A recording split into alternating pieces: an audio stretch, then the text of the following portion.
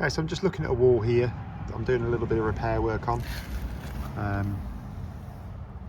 This is my last, this job that I'm doing now is the last big restoration that I'm going to do. Father-in-law has officially retired now, so that's it. I'm not doing taking any more work like this on. I'm not a general builder. I've never been a general builder. Don't want to be a general builder. So, but what I've got to do. This wall here was smacked by a car quite violently. You can see it's cracked it right up through here. Obviously, there's this big double joint here that's cracked it up through. It's cracked it up through here. It's then run along up through there. This quarter joint again, straight up through this joint here, straight up there, straight through that brick there, and then it's run up and obviously pushed all this out, cracked here as well. So the engineer specified a staple in the bed joint. I think it's every third or fourth bed joint. I've got to look at the specs. So I'm just cleaning out now, ready to put the staples in, ready to start, because I've got, what I want to do is get rid of all this cement, because I won't be able to drive the staples into the cement. It's just going to be too hard. So I want it raked out so I can bury the stainless steel staples into the bed joints properly, and then I can point up around it and hide it all. Obviously this brick here, that needs replacing because that's perished. There was a timber post that came down in this corner from the wall plate, and obviously would have sat on a sill at some point. The timber sill just comes to there now, somewhere. Timber sill comes around there. That's obviously been deleted. But look at that. The most perished bricks have been. Also, can somebody please explain why these bright sparks are drilling and injecting blue engineers? These things are not going to let moisture through, and even if you drill them to even if they've got a hole in, it's not doing anything. You know, that one there needs replacing. I was just looking at this down here as well. There's another spool brick there that I'm going to have to replace, and that one there, look, has been capped with cement. That one there has also been capped with cement. They have at least tried to colour that cement there, so that needs to come off. That brick needs replacing behind there. But I was just looking at this here. So this moist mortar here is very wet, but this has had this hard capping here over it. It's a very hard capping mortar, and yet up here it's not too bad, but the bricks are beginning to, the brick and the lime are beginning to push this mortar off,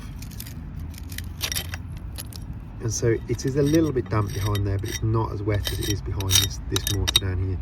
It's wetter than I'd like behind there. The lime, there was absolutely no need for it. There, that's the original bed, so they put just a very thin smear over the top. It's ridiculous, absolutely pointless, absolutely completely pointless. They've got this beautiful lime mortar in here, so I'm just knocking off that thin cement for now, and then the day I actually point it, or the day before I point it, I will actually get my pad saw and cut the lime mortar out.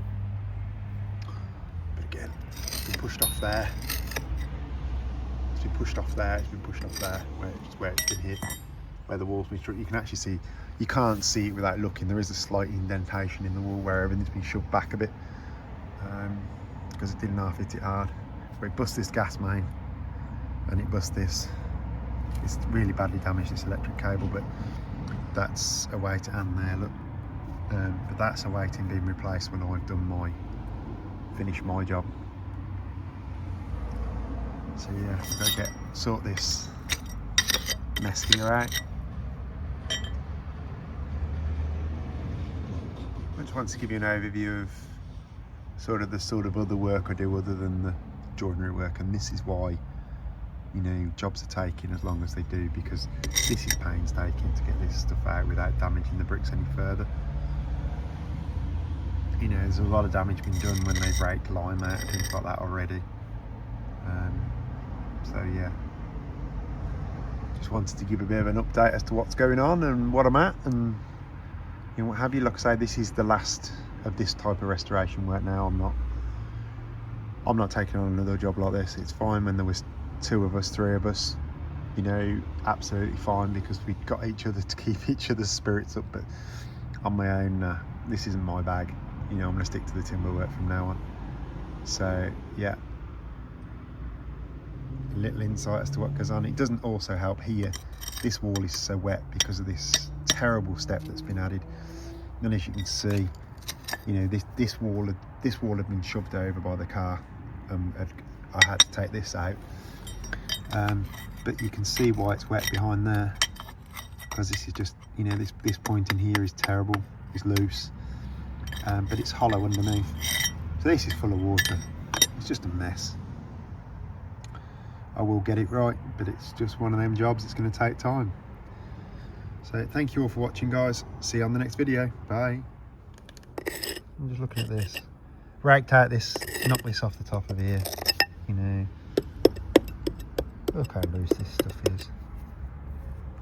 I know it's been bashed by a car and that's why it's cracked and whatever. But this isn't bonded to anything.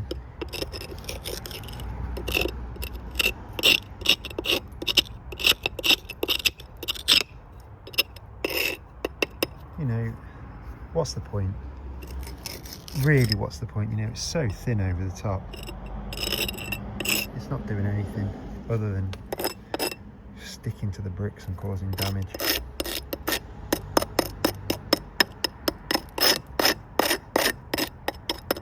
You know, this line was good.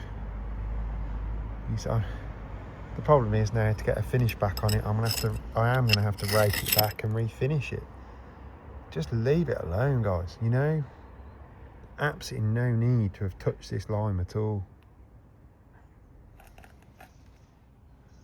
But now I'm gonna have to rake it back to get a finish on it. What a mess. Absolute bloody mess.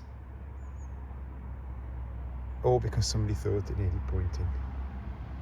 You know, you had this beautiful lime wall that was good. You know, there's an original finish. There. And there, well, and there. And where are we? There. That's the original finish there. Just such a shame.